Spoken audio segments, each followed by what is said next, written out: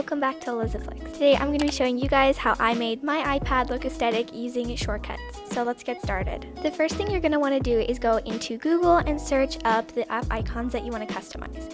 I just searched up aesthetic pink pastel icons for Pinterest or camera or whatever, and then save them to your camera roll. Then open up the Shortcuts app and type in the search bar Open App. Then choose the app that it is you want to customize and name it. You can name it anything, it doesn't really have to be the name of the app. I just decided to name it that.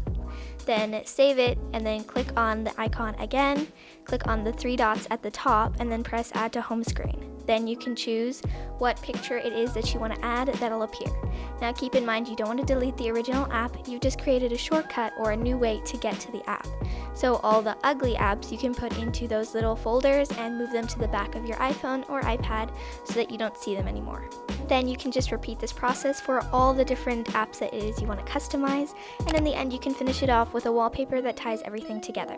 So that's how I made my iPad look aesthetic, and you guys can try it out. It is a little bit tedious, but in the end it's certainly worth it.